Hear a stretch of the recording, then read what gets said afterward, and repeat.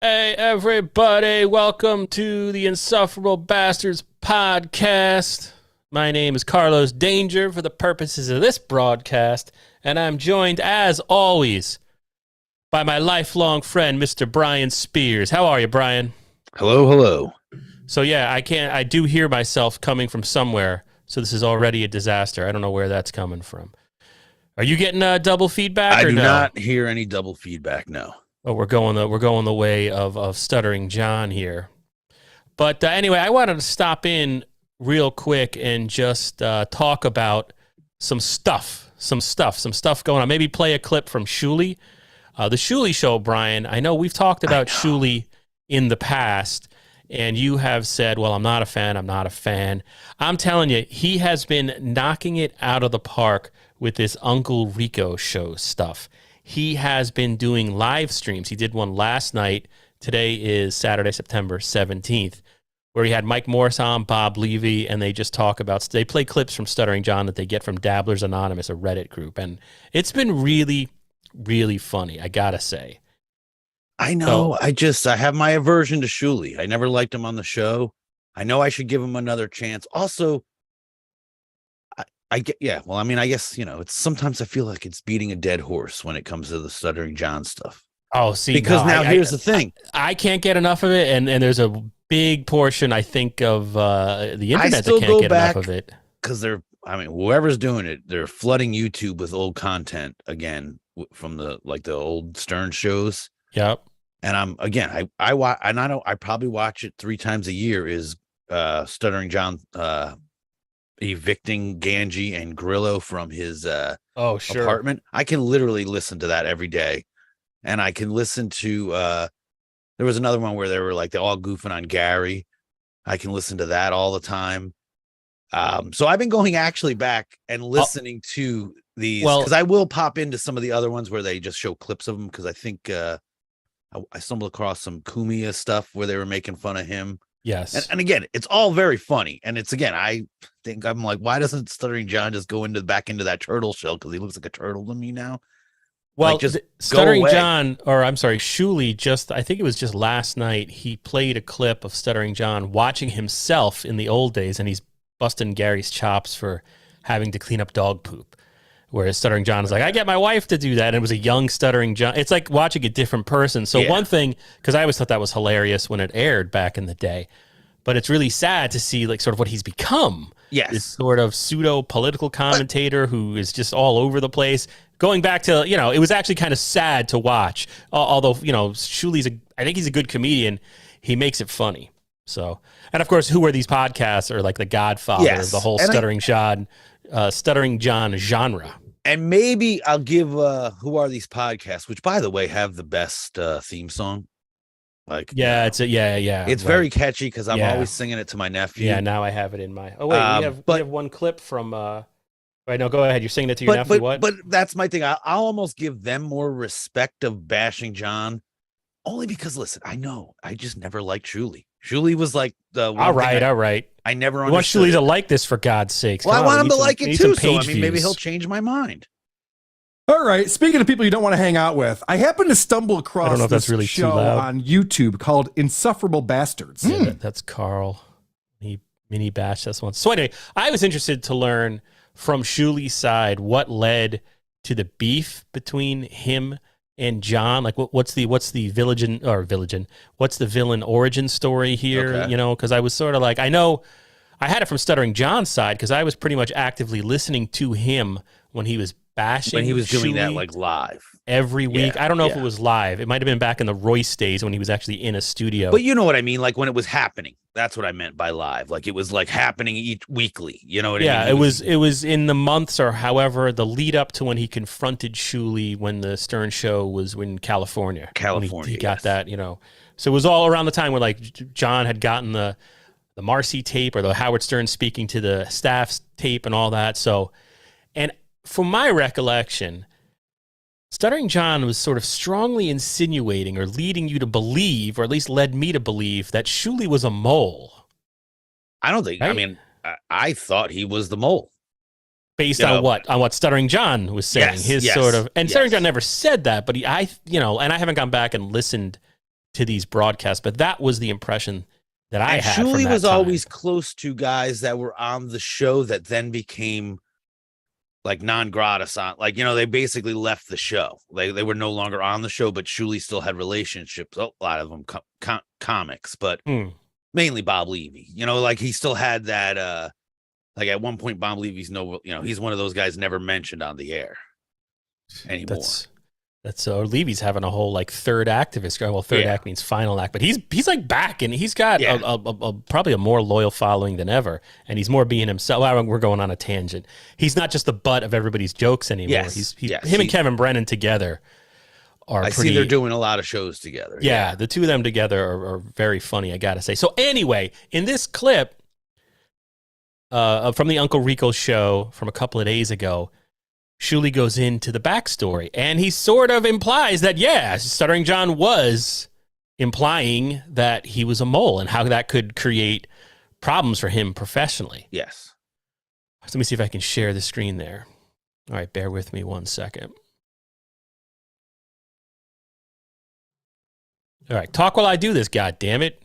You haven't figured this out yet? You got to help me out when I do this? Well, all right. Well, if we're going to talk Stern stuff, see, that's the tough part. I'm such a super fan. And then we do all this stuff.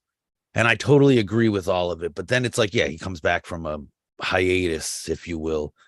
And now all of a sudden, the show, it's not what it was, but I still listen. But it is funny to go on all these message boards with all the hate around Stern.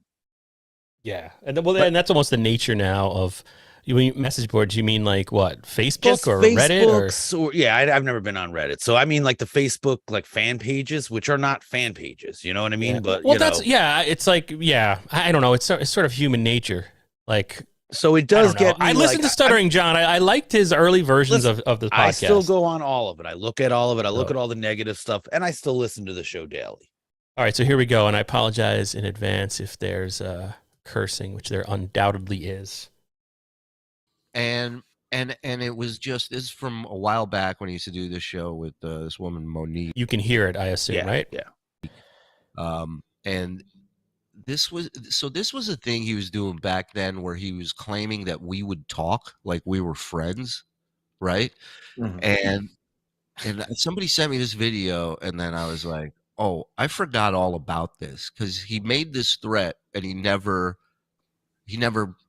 like everything he threatens, it never came to fruition. Come through. And then just like if you remember, if I have the time frame right, and I might not, I'm not an archivist of everything Stuttering John, but Stuttering John in the early versions of that podcast, of his podcast, was saying like so-and-so's cheating with their wives. Oh yeah. Like he was really dropping bombs that were like, whoa, is he allowed? Like not even allowed to say this, because I don't know that whole libel and slander, slander thing.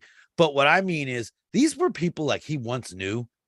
Like he was accusing a high-level guy of cheating, and he knew both parties. Like, it was the gossipy. They were close. It was the gossipy, like the scummiest gossip you could come up with. Yeah. And then at the same time, like sort of separately, but along the same parallel thought train there, I assume Shuli was the one giving him this stuff. Yeah. So you can imagine how Shuli must have been really, really angry at this. And this could be like sort of my, some of my animosity might be even caused by Stuttering John, to be totally honest with you, with my feelings towards Shuli. Because the way, you thought he was the mole? Listen, I literally did think he was the mole. I'm still thinking he's the mole. And I think Shuli might have Shuli might have a slander case against Stuttering John. But like his reputation has been impugned. And I do mean that, like, I figured of all guys that could do it, you know what I mean? He wasn't high enough on the totem pole, but not low enough. And like, man, you really got issues with Shuli. All right. Let's get back to it. I'm talking too much. Listen. I'm talking too much. Yeah. All right. Yeah. But it pissed me off, and me, I store shit, right? I keep it there for later. One day we're gonna dance, and so this was the first.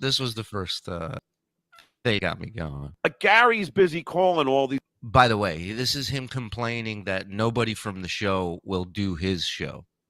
Nobody who's working on the show will do his show. This is his complaint right now. Like Gary's. Before you do that, you do have a couple things in the feed. Oh, you do. Oh my. Oh no. Oh God! Don't return them. $1.99. Skull. Boom. $1.99. Thank you, Gus and El. All right, get to it, Shuli. Hey, Gus and Elma here. 209 watching now. 110 twirls. Thank you. $2, Dave. Appreciate it. Love you. I am going to report to LGBTQW. All right, so you understand this is people giving money to have this stuff read. Money, yeah, right. The super chats. Let them know where they can find the podcast. So you've never seen the Uncle Rico show, Brian? It's the first time you. Okay, no, this is the first time I'm seeing it. Well, what they're playing on here. I've seen clips of it. I won't, there. But I don't know. I've never seen a long form version of this. So Stuttering John, when he does, I just said I never saw the long form. When Stuttering John does his podcast, he gets these super chats all the time, and he's like, "Yes, I've seen those." He kind of begs for them, and then you'll see people try to slip in stuff that's kind of hilarious, and sometimes John will just read it, not realizing he's being trolled. And then anybody that says anything the least bit negative is a troll. It's amusing. So here we go. Like Gary's busy calling all these guys and telling them, "Don't do my show." Shuli, it's Shuli. It's fucking Shuli. Don't forget. By the way, that's Monique from Radio Gunk. I know, and what I'm also laughing at is even this show they're showing is so old, because I was like, damn, John looks really good. This is not what he looks like right now. Yeah, well, I think they say later on this is only from like 2019. Yeah, well, John has had some legitimate health problems outside the allegations about heavy Coors Light consumption. That's such a hard on for me. Like, I've never done anything to this woman. I don't know her. She runs this, Stern Fan Network wannabe site. And it's like, I don't know. It's like a handful of people on there, and they just trash me. And that's fine. I don't really give a shit about that. But then when I left the show, she reaches out to me and she's like, "Hey, I'd love to have you on my show and interview you." And I'm like, "Why would I go on your show? You hate me." And she writes back, "Oh, I don't really hate. That's just reserved for family. I don't. And I'm like, the fuck? I would have respected you more if you'd have been like, "Yeah, I don't like you, and I want to discuss it, whatever." Right. I would have literally come on for that. But then she's just phony, and you listen to her voice. She's so. I like how this is morphed away from Stuttering John into Shuli versus Monique. Yeah. Oh, like wrapped up. It's crazy. It's crazy. Do my show. Shuli, it's Shuli. It's fucking Shuli. Don't forget, he's the Whackpack Wrangler. It's Shuli. Well, then it's Shuli. What does that have to do with anything? Oh, I think because Whack Packers wouldn't come on his show. Like even Whack Packers were turning him down. She's saying it's because I put out the edict to Ass Napkin Ed. I shot him an email and said, "Hey, if you want to keep your you just say, hey." I totally think there was an edict, but I don't think Shuli. That was not coming from Shuli. You know what I mean? Shuli, I do think there was an edict of people like, don't ever go on the Stuttering John show. I won't say John's lying about that, but to say that Shuli's the mastermind, that is the dumbest thing I've ever heard. Yeah, I wonder if that really was happening though. Who would say don't go on the? It was that whole whatever the office. Yeah, like there is totally people that you're not allowed to talk about on the air.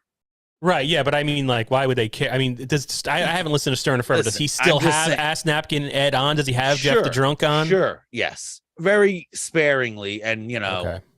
I thought he got rid of the whack. But I just think if you're even one of those guys that calls in, don't go to Stuttering. You're hanging on by a thread, anyways. Those whack packers. The last thing you want to do, banished to Hansi territory. Yeah, like you can be cut off. And, Stuttering John's not going to give you the attention or platform that even the little bit you get on Stern can. But I mean, that's the way Stern's always been, though. Yeah. Like this is a live broadcast of that Shuli's doing here. What I wanted more of how, to what extent, if any, did Stuttering John talking about him incessantly? Well, see, that's during that era of the Stuttering John podcast, and we're going back a couple of years. What that did to him in the office, like what was going through maybe nobody said anything to him, but maybe he was just paranoid that something was going to be said to him, that he had accused. Issues with staff members, and he had, higher ups, and he had issues. So I wonder even if they had issue, like if this, you hear something. Yeah, he doesn't get into it too much, and I almost wish he would address it again because he kind of goes off on the Monique from Radio Gunk stuff. 401k. Don't go on the Stuttering John podcast. Yeah. You're the Whack Pack Whisperer.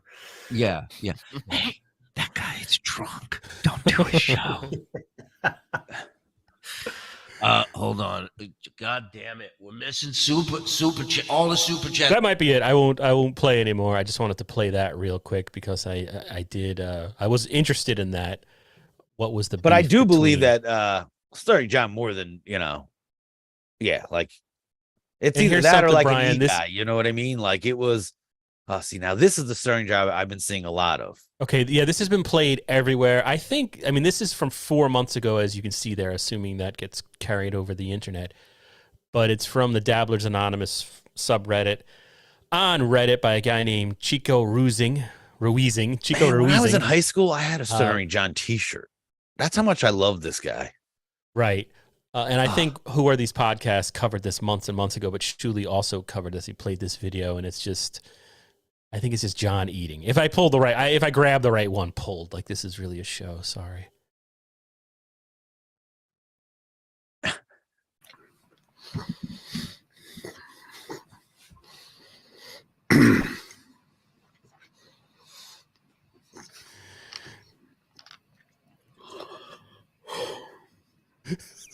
Like, listen, if he was funny right after this would be the greatest show ever. But the problem is, what's going to come out of his mouth when this is over with is not funny. How you doing, everyone? Welcome to Beer on the Balcony. We have to understand. I start the song. I take a piss. Run downstairs.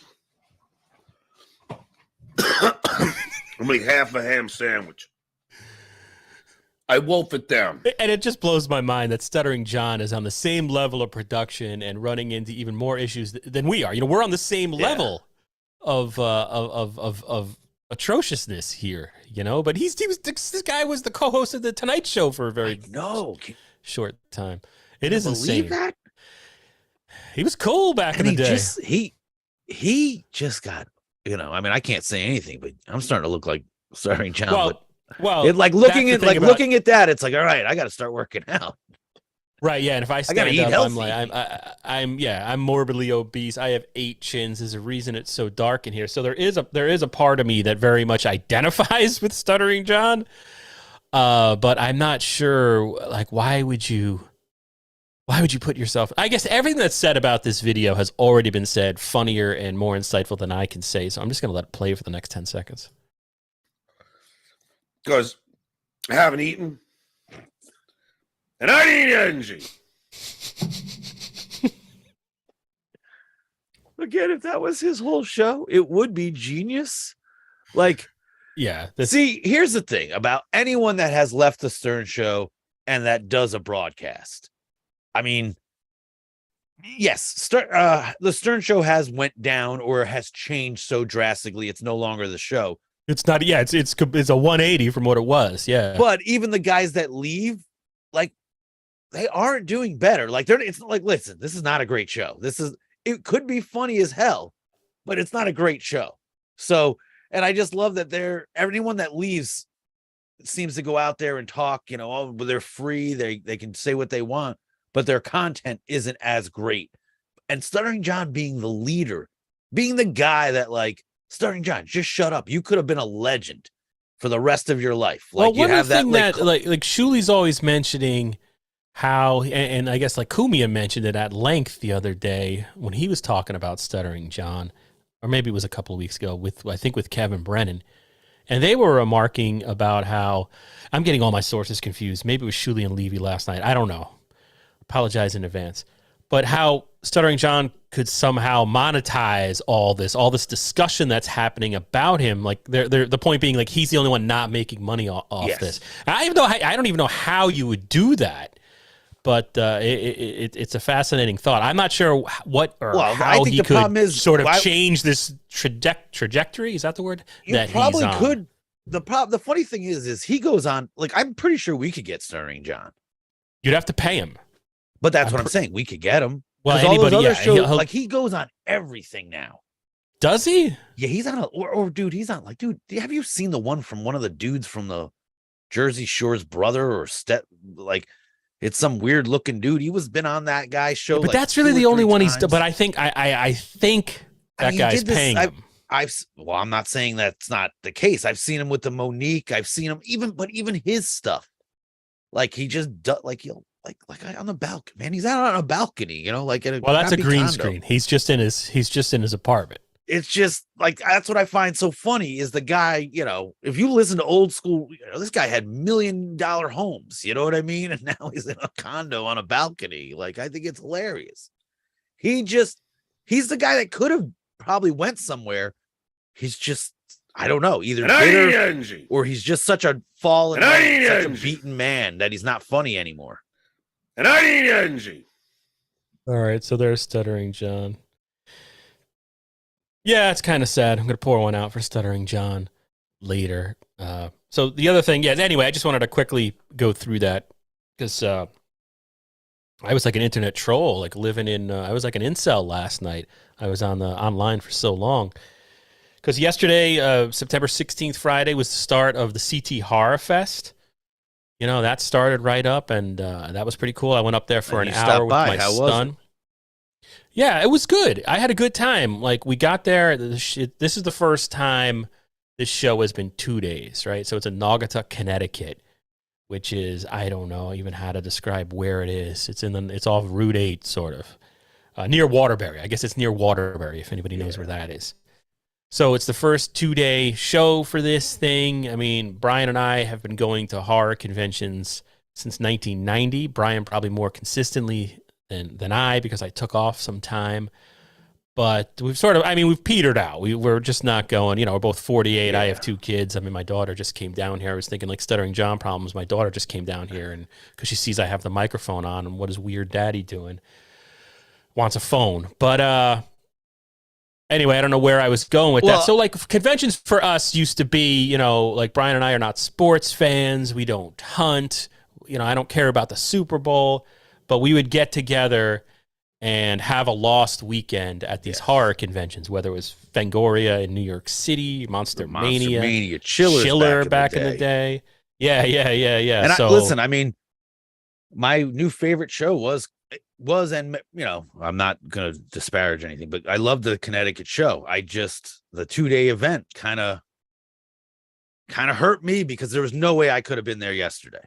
Right. Well, yeah. And this was the first time. So we were vendors promoting this podcast. I mean, they didn't have one when COVID first hit, right? So there was 1 year gap there. But last year we were there.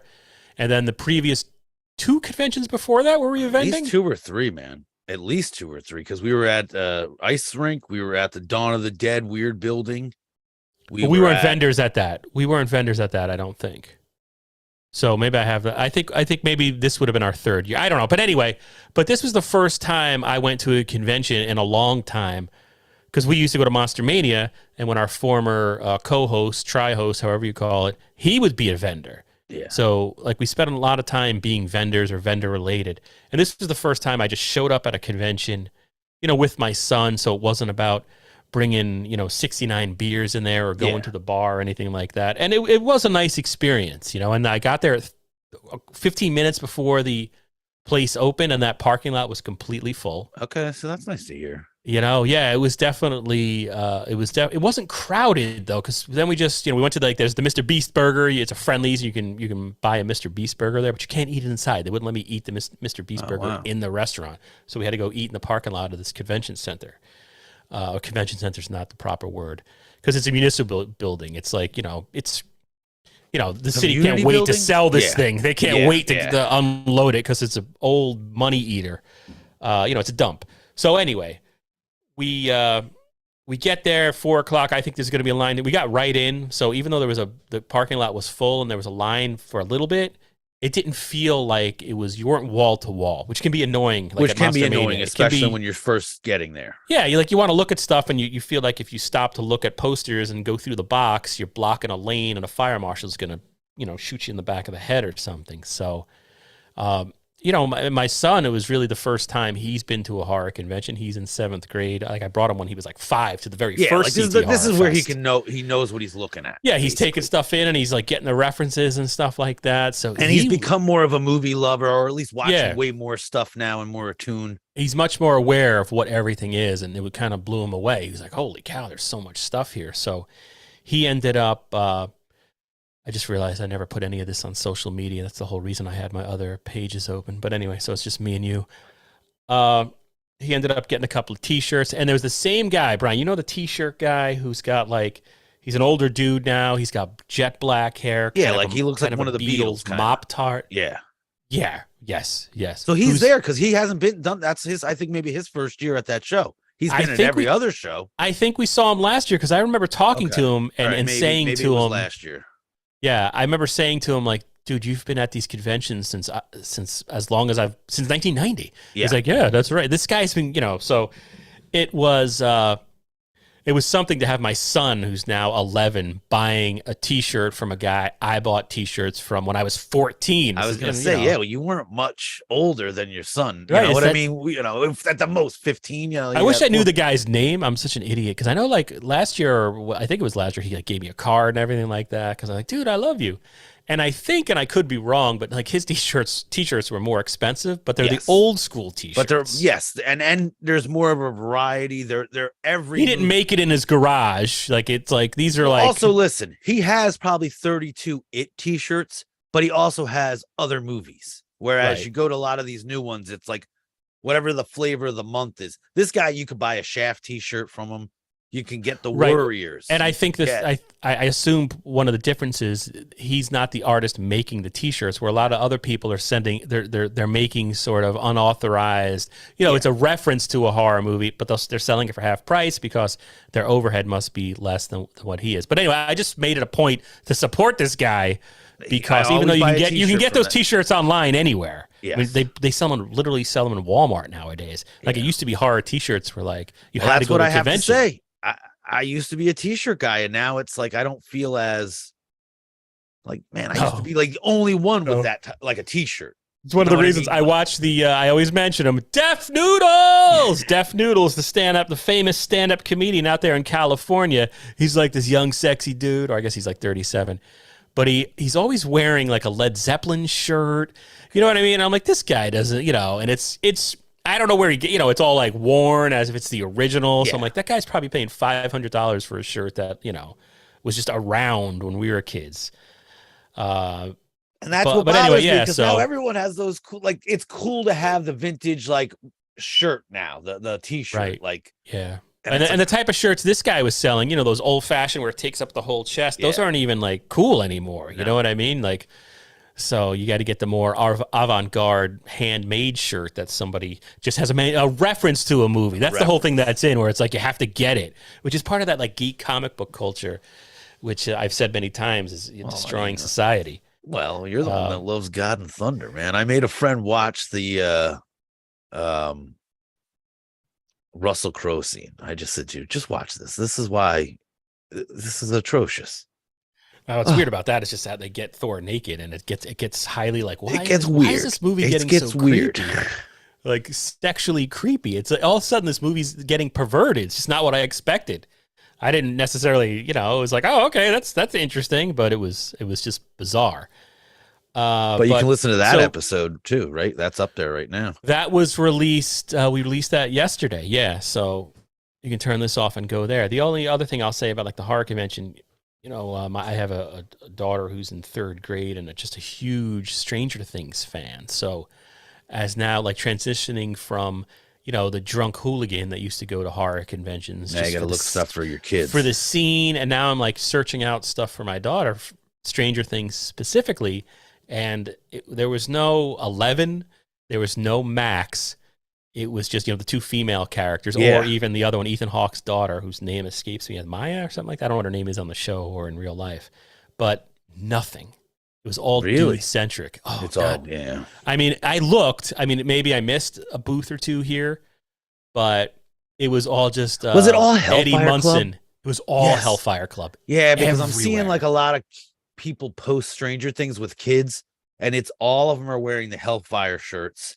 There's Hellfire backpacks. There's Hellfire. Listen, I mean, the guy was good, but I mean, come on. Yeah. So there, yeah, it was just, interesting for me as I get inch closer and closer to death, the end of my life.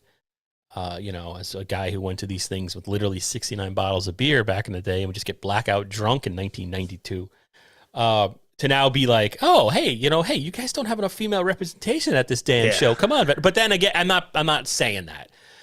Maybe these vendors know what sells. They're not going to. I mean, and Hellfire is, I mean, it's the in thing right now. Yeah, especially among the dudes at the horror convention. So even but my it son is Jack, weird, dude. This is again, this is where I feel like the old man, and this is where they've driven me away from conventions a little bit, because it was cool to be a little weird. And I wasn't a sports guy. I wasn't even a traditional movie guy. And now kids are wearing Hellfire. I remember some guy made fun of me in high school for wearing an Evil Dead t-shirt. He's like, oh, nice name of a rock band. Yeah. And that was a football player, and he was meant it as an insult. And I said, hey man, it's a movie. At least if you're going to make fun of me, get it right. Yeah, I don't even know. I kind of equate it, and I don't have an answer for it or an explanation or even a theory, but to me, it's like how tattoos once upon a time were taboo. Yes. And now not having a tattoo makes you stand out more. Yeah. Than having tattoos. And I guess I'm not complaining. It's just, I guess it's the one thing that I, it was really cool. Hey, I got to say, I had a nice time for an hour just walking around and seeing all the stuff. And it was really cool because there are original artists there. So my son was blown away. We're looking through one guy's stuff, and it's always that awkward thing where it's the vendor is wants you to buy something or is trying, but he doesn't want to bother you and you don't really want to make eye contact with them. And there's that whole awkwardness, but this guy's he let it slip that these are things he made. He drew these things. And that kind of blew my son away. He was like, you made all this? And then I was tell him yeah, everything here, Jack, you're seeing this is their artwork. This isn't artwork. Yeah. So there was some guy in the front, and I don't know if he hand drew these. Maybe he hand drew these. Maybe he did, but he had a whole. It was just right when you walked in. He had the best placement. It was right when you walked in the main part in the vendor area there. It was Pennywise versus Ronald McDonald. Oh, wow. It was Mike Tyson knocking out Superman, oil paintings almost. They looked like, I mean, they were so my son was like, oh, I want that. And I'm like, the guy didn't have any prices out. Yeah, first of and all. Also where are you going to put something like that? And, I'm like, yeah, but then again, maybe when I was his age, we would have walked away with that, but it was just over the top. And I saw the pint. I saw Johnny Amenta. Oh, nice. From the pint, just real quick because he was doing that trivia thing. Okay. Yeah. All those guys might hate me. I think recent activity. But now, was there a big? They might hate me. Was there a big podcast alley? Because we weren't the only, no. So they're kind of man. They were the only. As far as I saw, they were the only podcast there, which I had a tinge of. But I don't even know if I told you this, but yeah, you did. You did. Okay. Yeah. They said, hey, we had somebody.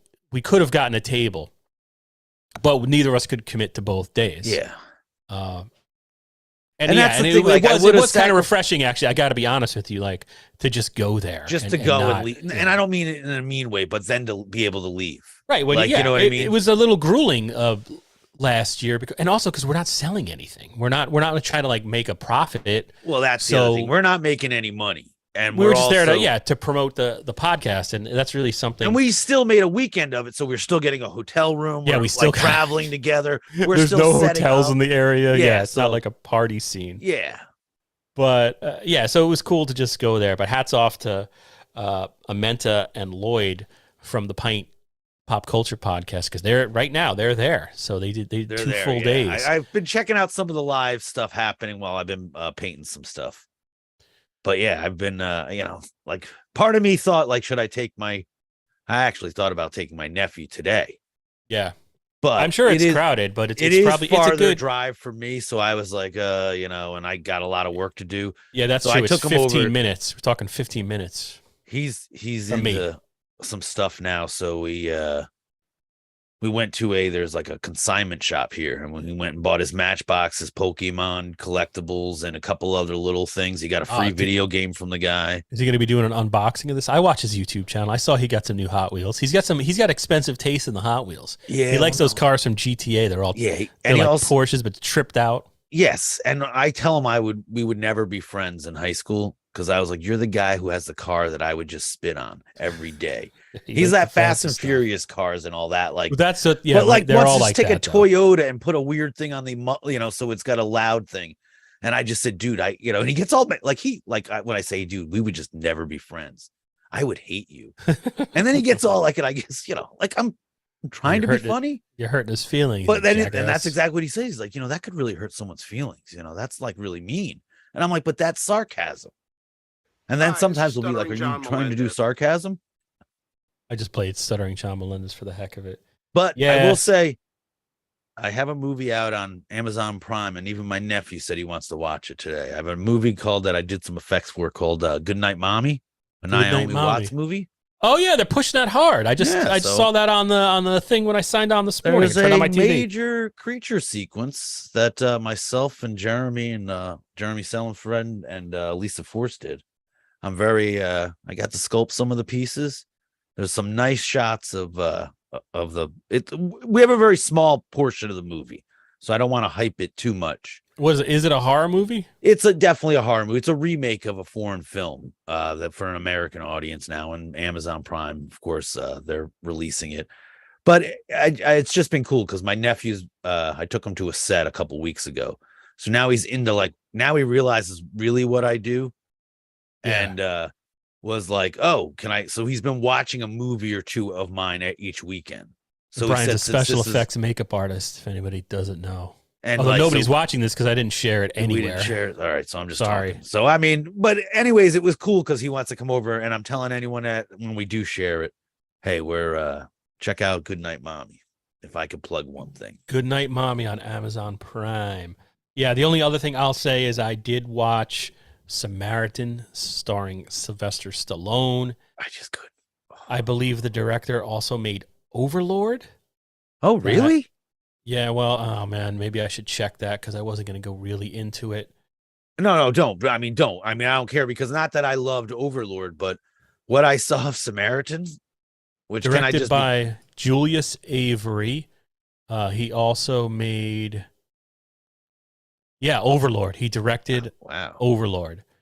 So, I mean, Overlord has its fans. I was sort of in the middle about it. I thought it was fine. It seemed a much more adult movie than this. Well, this is an interesting movie. I mean, I would recommend it to like a Samaritan that's also streaming exclusively, I think, on Prime, Amazon Prime. It is perfect for boys grades 4 to 7. Like that's okay. Target audience.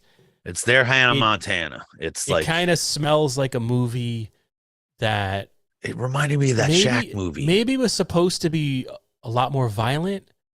But then they turned it more like. Then they wanted to make it a lot more family friendly. That's what it has that smell. I'm just going off because. Like when Stallone is beating people up, his superhero character, like the weapon is a sledgehammer.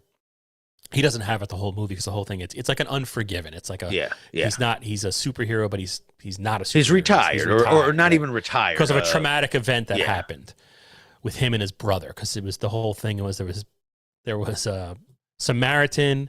And then the bad guy. Stallone would be awesome if it was Frank Stallone. You don't ever see the other one. Right. Nemesis. The backstory is Samaritan killed. You mean you got to see the movie. Killed Nemesis, who was also his brother, right? So that's why he was like, and he swore off being helping people or being a hero after that. So, but yeah, it has like there's more like punching than you would expect, and there's more force from you can almost feel some of the punches, and it's like, oh, this was probably supposed to be much more violent than it is. And yeah, because it's a mess. The movie's a mess. It's getting terrible reviews out there. I mean, it's still like, I've said this many times. I always root for Stallone. I'm always waiting for that comeback from Stallone, which has just never happened. The closest he got was, I guess, 97 Copland. But even that wasn't, I watched all the First Blood or the whatever, Last Bloods and all that stuff. The I watched all Expendables, those. I've seen all those. I've seen his other, there's another one they just added, I think, to Netflix that I was going to watch. And, listen, I know it's going to be bad. A Stallone one? Or maybe it was Prime as well. Like just another. Well, he's got one coming out on Paramount. That's Taylor Sheridan or whatever his name is. Okay, I thought that's what you were talking about. No. It's just a regular 2-hour movie that he must have made like 3 years ago. That's finally coming out. Like it looks really bad, man. It looks, but like, I'm the same. You can almost put those on and you don't have to pay attention. You just look up and you're like, all right, he's just. Samaritan is. It's. I mean. I watched it with my son, but yeah, it's atrocious. But if you have a kid who's between 4th grade and 7th grade, you don't have to worry about it. You know what I mean? You can just, they can watch that. It's mindless action, and it's Stone's a little decent in it. I mean, he's just basically sleepwalking, but it kind of matches his character. He's too like this. I've been seeing that new show you're talking about, the whatever, the mob one that he's like a hillbilly mafia guy. He just looks too like stiff now. You know what I mean? He can't he's so old, but still jacked. I thought in this he's starting to look his age finally. Because it gets so creepy when all these people age and they do all the Botox still, and like he's almost starting to look his age. Which could make, I don't know. It could, it's an interesting, I guess the body is an actor's tool, right? Maybe he'll still make that comeback. He doesn't look as artificial and as just plain weird as some other people do, I think. At least in this. But yeah, he's still doing things. It's like, that's a body double. Yeah. But he's not Seagal, Seagal no, just looks like a cartoon. He's not. Like, he's not like that. So, all right, my son just came down here, so they probably set the first floor of my house on fire, so I should probably go. So, all right, later. I'm Carlos Danger for the purposes of this broadcast. That was Mr. Brian Spears. And we'll see you next time on Insufferable Bastards.